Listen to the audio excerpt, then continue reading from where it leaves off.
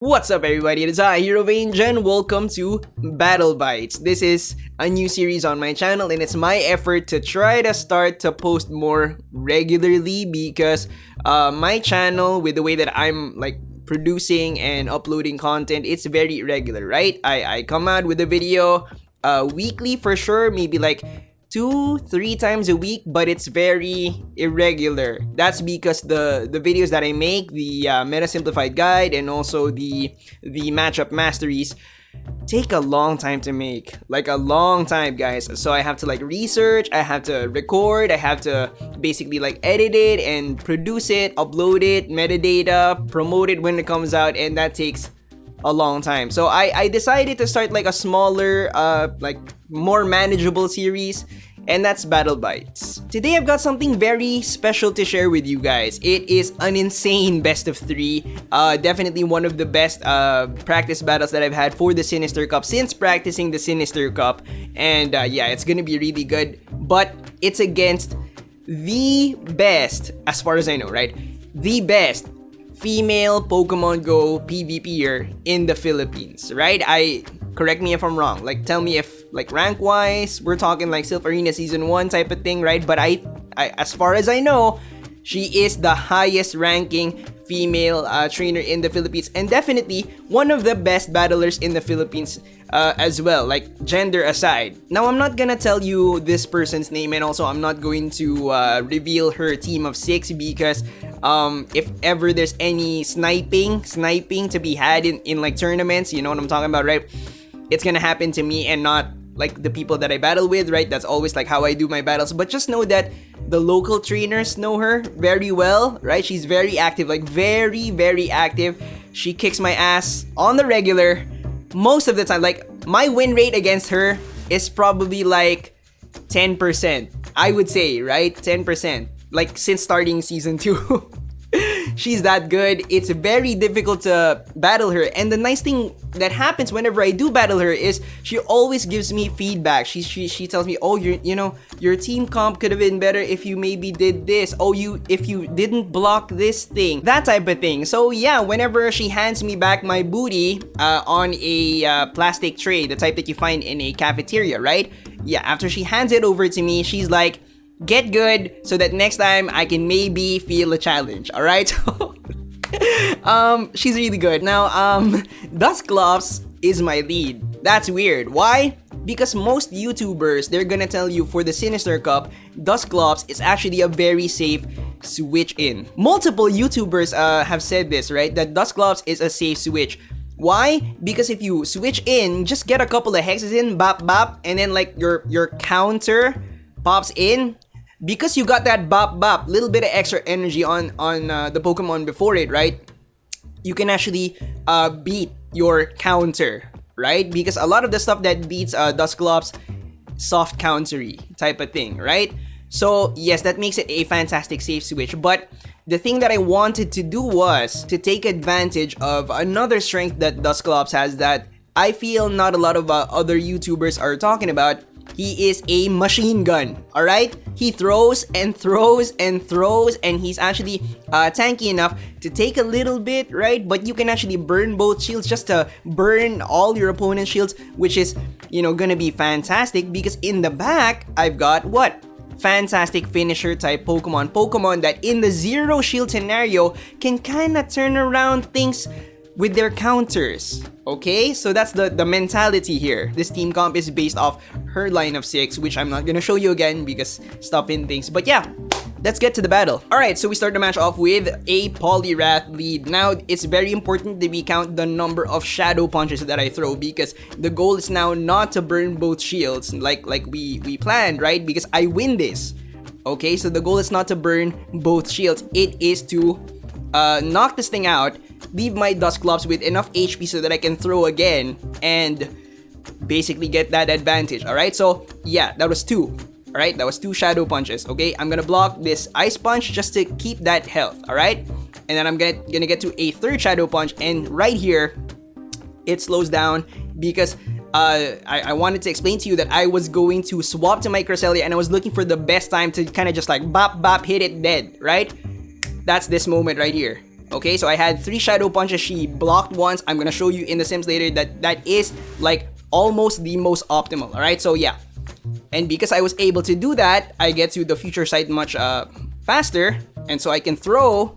And like what I do after depends on what she does. So she blocked, right? And now I'm thinking, okay, so this thing's dead. The next Pokemon is, I'm not sure what it is, but what do I have in the back left that's healthy? My Empoleon, right? And just to help it fast attack this whatever thing last Pokemon down, I'm gonna keep my Cresselia in. So I blocked my Cresselia, right? Because I didn't know what this last thing was. Alright? And so, yeah, this is kind of like a GG. Okay, just, you know, throwing things. Yeah, fantastic battle. Now, I swapped to my Dusclops here, and as you can see, I was able to get to the Shadow Punch. That's not for in educational purposes. I actually made a mistake. I just clicked on the thing. I was like, oh shoot. It just popped out, alright? But I meant to throw my Empoleon, but as you saw, yeah, that was on purpose. You know what? That was on purpose to show you guys that I could get to another Shadow Punch. Bruh. Okay, so let me show you this sim. Now, I threw 3 Shadow Punches, so 1, 2, 3, right? And she blocked this third one, alright? So I hit her with 2. I left somewhere here, which is how much HP? 23 HP on the Poliwrath. How much does a Confusion do? Cresselia. It does... Confusion, yeah. It does 16 damage, okay? So you can hit the... If you hit the Bop Bop, Poliwrath is dead, right? And you get 24 energy. Yes, 24 energy. Nice. So I kind of like had that in mind already before the match, right? So like that was the whole game plan for Poliwrath, but this wasn't like the main plan, all right? The main plan was to fight something that she had on her team of 6 and like burn both shields, swap in my Cresselia to kill it, and then go on a rampage type of thing, alright? So, yeah, but we'll talk about it. Now, my opponent here is very active on Twitter, and she's also part of this... I don't know what to call it, right? I'm not sure if it's like a... Is it a movement? Is it a group? I'm not sure, but she's part of the hashtag girls that PvP. I'm sure you guys have like heard of it. It is like a girl... I don't know what to call it, man. I honestly don't know, but it's content creators and also basically like people who PvP who are female and they kind of like have YouTube channels. They share their stuff on Twitter, and some like it blows my mind sometimes like how good the hashtag girls at PvP are. Like one of my favorite content creators right now for Pokemon Go PvP is For the Battles. I'll link her channel right there. All right, check her out. She's really good, dude. I'm so impressed with the way that she does her battles, and I don't know, she recently won a tournament, like her first Sinister Cup, she won it, so legit. Okay, so yeah, I'm sticking with the same team comp. Let's see how we do. Alright, we finally got him. This Pokemon right here, Haunter, is the one that I was fishing for. I wanted this to be the lead, okay? Because the thing is, she knows that I lose in the 1-shield scenario, but in the 2-shield scenario, you get Haunter down so low that you can one-shot it with a Confusion, right? So same thing, except block twice, except that I got scared because I am battling someone who usually beats me, and so I swapped to my Cresselia to try to get a Confusion off, but no! Denied! She swapped out so fast, I was unsure if a Confusion actually like hit the Haunter, right? So yeah, so the goal now is, the plan was now, because she has Poliwrath in the back for sure, right? Yeah, the goal is to try to give my my Empoleon enough energy to kill the Poliwrath to maybe get to the Haunter, because I wasn't sure if the Confusion registered. If it did, I might be able to kill it, right? So right here, I slowed it down because you saw that I was hesitating to throw the Shadow Punch, right? That's because I was thinking I really might need that energy, right? Okay, to try to get a Hydro Pump, and as you saw, she swapped out right away because she knows this. So this is some like high level mental play here, alright? So she probably knew that, right? So am I gonna get to the Hydro Pump? That's the question. It seems like I'm going for the Flash Cannon, right? I was thinking maybe I'm dead, but then it seemed like I could, right? And I got to it. So fantastic. I missed one ball there. It doesn't matter, right? So yes, maybe it did matter actually, because the Confusion did not register, and I died. Haunter versus Dusclops in the one shield scenario, right? As you can see, I lose with 37 HP left on Haunter. A confusion on Haunter from a Cresselia will do 23 damage, so that's not enough. That's definitely not enough, right? But if you go 2 shields, you can one-shot this thing, plus set up your Cresselia to do a lot of damage because there's no more shields. Okay, so yeah. Now, as you can see, once Haunter blocks the Shadow Punch, it's left with 17 HP, and then I can just like switch in my Cresselia, hit it with a confusion, and then like basically get that advantage, right? I don't have to take this. My Dusclops lives with a little bit of energy, and so maybe I can throw later, maybe, right? So that was the plan, but then I chickened out. Okay, so for your reference, Cresselia can do 22 damage with a confusion, right? So yeah, getting it down to 16 HP after you throw that second Shadow Punch, burning that second shield, right? Swapping in your Cresselia, hitting it once with a confusion will KO the Haunter, right? So plus set up your Cresselia with no shields, with a little bit of energy, and yeah. Let's go back to the hashtag girls at PvP. I think that it's a good idea, right? Here in the Philippines, in like places that I've gone to, plus during the regionals, right?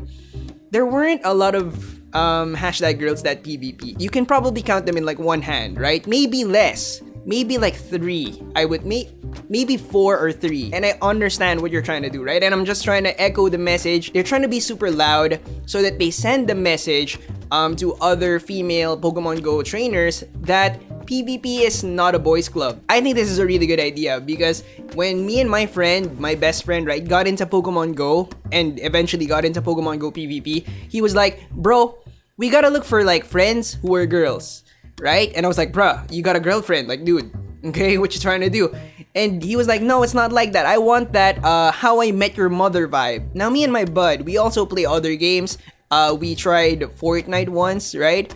And also, he started sharing videos of Tekken. Am I good at that? Am I good at any of those games? No, I suck at both of those games, alright? But yeah, the thing is, I started to understand when I saw a lot of news about Tekken player, female beats wins a tournament. That was really hype. Recently, a Fortnite tournament was won by a female player, and it was like a team of 3, right? A guy, a girl, and another guy, right? And the girl was the MVP, and she was like, the hype was real. It was all over YouTube, and so I get it. Yes, it is a different vibe, and also for the eSports promotion type element for Pokemon Go PvP, which we are trying to grow as an eSports together as a community, right? Yes, it's fantastic. So it's a good idea. All right, last battle. Deciding battle. And I'm going with the same team comp.